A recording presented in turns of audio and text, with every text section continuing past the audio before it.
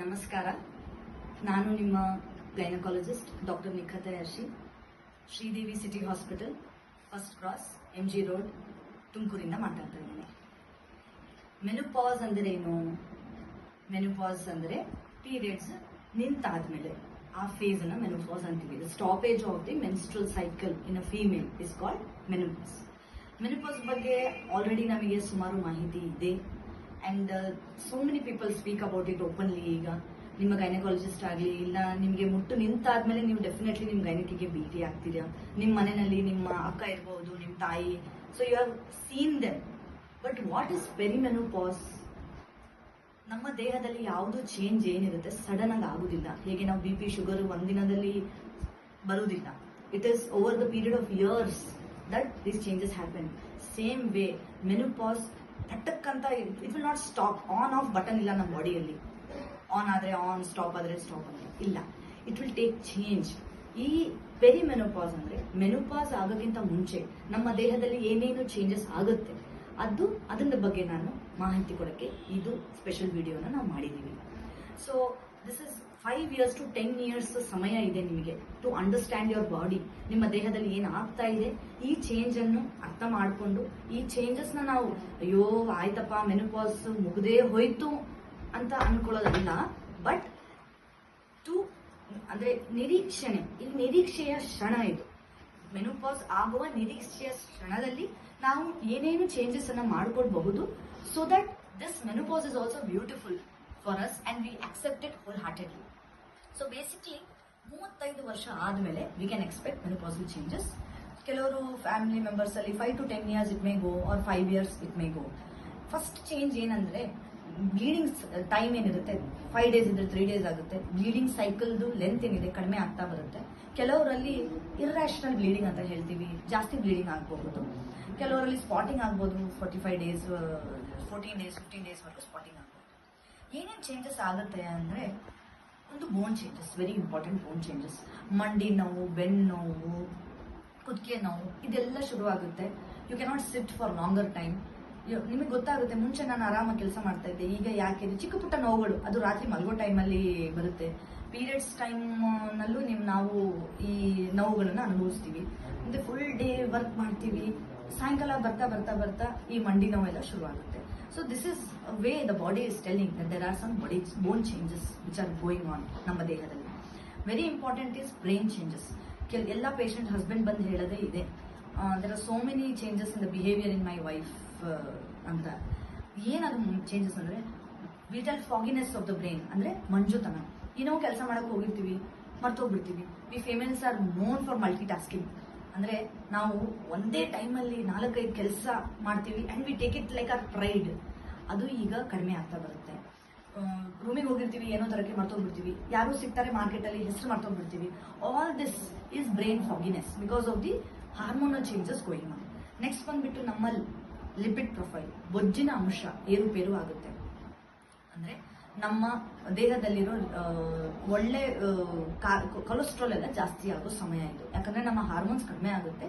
ಆ hormones should not fall down suddenly ಅಂತ ಹೇಳಿ ಇದು ಮೆಕ್ಯಾನಿಸಮ್, ಒಂದು ಬೊಜ್ಜಿನ ಅಂಶ ಜಾಸ್ತಿ ಆಗುತ್ತೆ. ಸೊ ದಟ್ ಹಾರ್ಮೋನ್ಸ್ ಮೆಲ್ಲ ಮೆಲ್ಲ ಕಡಿಮೆ ಆಗಬೇಕು ಅಂತ. So everybody at the age of this menopause ಅಲ್ಲಿ they will put on some weight. Next ಬಂದ್ಬಿಟ್ಟು ಹಾರ್ಮೋನಲ್ ಚೇಂಜಸ್. ನಮ್ಮ ದೇಹದಲ್ಲಿ ಇರುವ ಫಿಮೇಲ್ ಹಾರ್ಮೋನ್ಸ್ ಎಸ್ಟ್ರೋಜನ್ ಮತ್ತು ಪ್ರೊಜೆಸ್ಟ್ರಾನ್ ಅಲ್ಲಿ ಈ ಚೇಂಜಸ್ ಬರುತ್ತೆ. ಹಾಗಾಗಿ ನಮಗೆ ಬ್ಲೋಟಿಂಗ್, ಅಸಿಡಿಟಿ, ಡೈಜೆಷನ್ ಪ್ರಾಬ್ಲಮ್ಸ್ ಎಲ್ಲ ಕಂಡು ಬರುತ್ತೆ. There is always a change in the waist size ಅಂತ ಹೇಳ್ತೀವಿ. ಸೊಂಟ, ಎಲ್ಲ ಪೇಷಂಟ್ಸ್ ಅದೇ ಹೇಳ್ತಾರೆ, ದೇಹದಲ್ಲಿ ಏನು ಚೇಂಜಸ್ ಇಲ್ಲ ಮೇಡಮ್, ಬರೀ ಸೊಂಟ ಸೈಜ್, ಹೊಟ್ಟೆ ಬರ್ತಾ ಇದೆ, ಸೊಂಟ ಜಾಸ್ತಿ ಆಯಿತು. ಎಸ್, ಬಿಕಾಸ್ ಫ್ಯಾಟ್ ಡೆಪಾಸಿಷನ್ ಹೀಗೆ ಆಗ್ತಾ ಇದೆ. ಕೆಲವರಲ್ಲಿ ಮೂತ್ರ ಸಂಬಂಧಪಟ್ಟಿದ್ದು ಪ್ರಾಬ್ಲಮ್ಸ್, ಅಂದ್ರೆ ಬಾತ್ರೂಮಿಗೆ ಹೋಗಿರ್ತೀವಿ ಮೇಡಮ್, ಪೂರ್ತಿ ಯೂರಿನ್ ಪಾಸ್ ಆಗಿಲ್ಲ ಅಂತ ಫೀಲಿಂಗ್ ಬರುತ್ತೆ, ಮತ್ತೆ ಮತ್ತೆ ಹೋಗ್ಬೇಕನ್ಸುತ್ತೆ. ಕೆಲವರಲ್ಲಿ hair problems is so much that ಅಂದ್ರೆ we all relate our beauty to hair.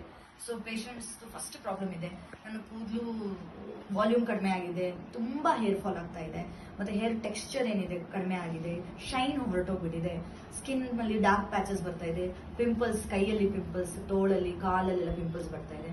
Very important thing what we all notice is initiation of starting of vaginal dryness. ಕೆಳಗಡೆ ತುಂಬಾ ಡ್ರೈ ಫೀಲಿಂಗ್ ಆಗುತ್ತೆ. Hot flushes, very irritating symptom ಅಂದ್ರೆ hot flushes. ಇದ್ದಕ್ಕಿದ್ದಂಗೆ ಬಿಸಿ ಬಿಸಿ ಗಾಳಿ ಕುತ್ತಿಗೆ ಹತ್ರ ಕಿವಿ ಹಿಂಭಾಗದಲ್ಲಿ ಬರೋದು ಫೀಲಿಂಗ್ ಬರುತ್ತೆ. ಹಾರ್ಟ್ ಬರ್ನ್ ಅಂತ ಹೇಳ್ತೀವಿ, ಅಸಿಡಿಟಿ ತರ ಇದ್ದಕ್ಕಿದ್ದಂಗೆ ಅಸಿಡಿಟಿ ಆಗುತ್ತೆ, ಒಂದೆರಡು ನಿಮಿಷಕ್ಕೆ ಮತ್ತೆ ಸರಿಯಾಗೋಗ್ಬಿಡುತ್ತೆ. ಸೊ ಈ ಮೆನೋಪಾಸಲ್ ಚೇಂಜಸ್ ಏನಿದೆ ಈಗ, ಆ ಮೆನೋಪಾಸಲ್ ಚೇಂಜಸ್ ನ ಹೇಗೆ ನಾವು ಒಂದು ಡೈರೆಕ್ಷನ್ ಅಲ್ಲಿ ತರಬೇಕು. ಚೇಂಜಸ್ ಅಂತ ನಾವು ಸ್ಟಾಪ್ ಮಾಡೋಕ್ಕಾಗಲ್ಲ, ಆದ್ರೆ ಈ ಚೇಂಜಸ್ ನಾವು ಕಂಟ್ರೋಲ್ ಅಲ್ಲಿ ಮಾಡಕ್ಕೆ ಏನೇನ್ ಮಾಡಬೇಕು ನಾವು? There are always two options. ಒಂದು, ಏನ್ ಚೇಂಜಸ್ ಆಗ್ತಿದೆ ಅದನ್ನ ಬಿಟ್ಬಿಡ್ಬಹುದು.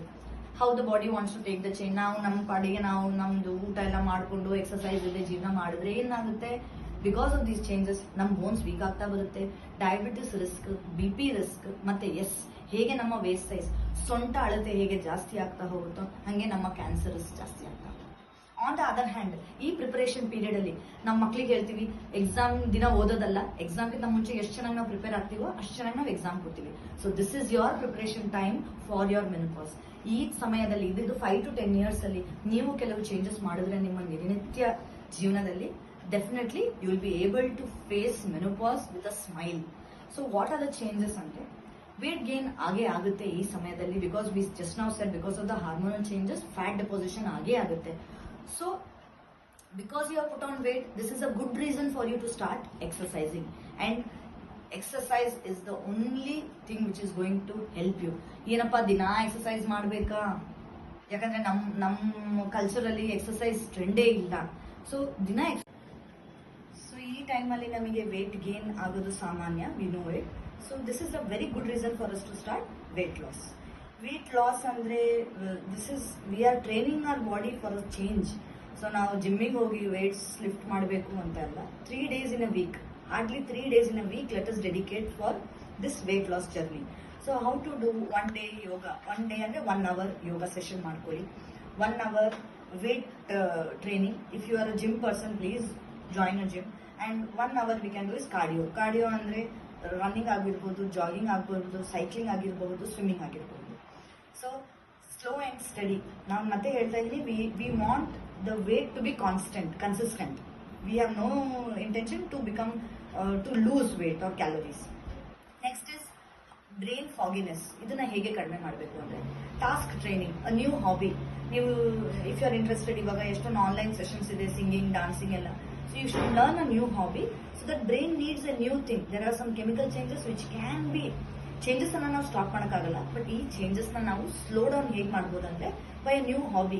ನಾವು ದಿನನಿತ್ಯ ಏನ್ ಕೆಲಸ ಮಾಡ್ತಾ ಇದೀನೋ ಅದನ್ನ ಬಿಟ್ಟು other than that we can make every dream which you have given up or any hobby which you have given up, ಅದನ್ನ ನಾವು ಟ್ರೈನ್ ಮಾಡಿಸ್ಕೋಬಹುದು.